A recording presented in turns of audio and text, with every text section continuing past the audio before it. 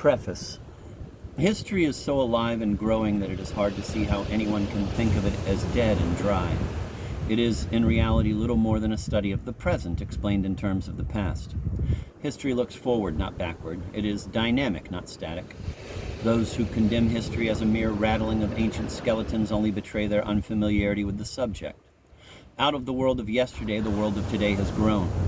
Out of the world of today will come the world of tomorrow. It is impossible to understand our times without a knowledge of the conditions which brought them about, and it is equally impossible to make intelligent decisions for the future if we have only an uncomprehending view of the age in which we live. At least for a democracy, history is the most practical of subjects. One overstates but little to say that any democracy will function smoothly only in proportion as its history is well taught and well understood. The field of history has long since been redefined to include social and economic as well as political development.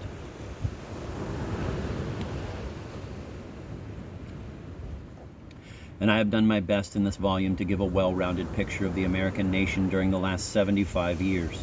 I have not yielded, however, to those pedagogical faddists who insist that political history should be stripped of its garments and consigned bare and meaningless to occasional thin chapters of names and dates.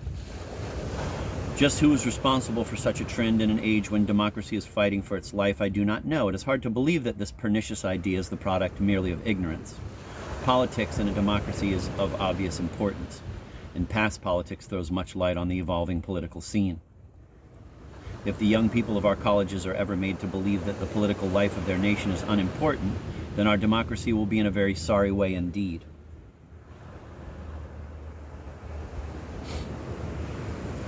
Nor have I yielded to that other group of faddists who insist that recent history is too complex to be integrated, but must be considered as a set of more or less unrelated problems, each to be pursued after the hop, skip, and jump method through a long period of time.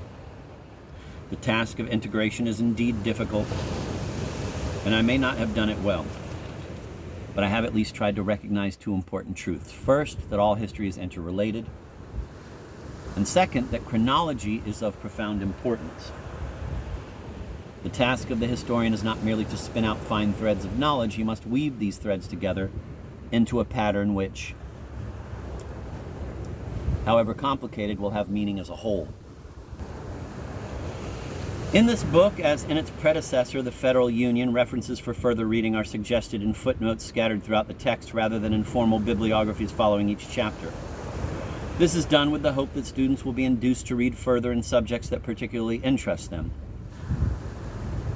Quote, "The trouble with textbooks," end of quote, according to one college president, quote, "is that they take the sport out of learning. Their authors have had all the excitement of the chase and leave the student only the dead quarry," end of quote. This might be true if the textbook were regarded as the end rather than the beginning of wisdom. The wise teacher will assure his students that there's plenty of game still uncaught, and that the textbook merely points the way to the chase. I would be ungracious indeed not to acknowledge the very great debt I owe to the men whose single volumes on recent American history have preceded my own. I have borrowed freely from all of them. In the main, however, this book reproduces the organization and content of a course in the subject it covers that I have given for many years past. Introduced to this field first by Professor Frederick L. Paxson, now of the University of California, my debt to him is greater than to any other scholar. It was only with his definite encouragement that I presumed to parallel his recent history with a book of my own.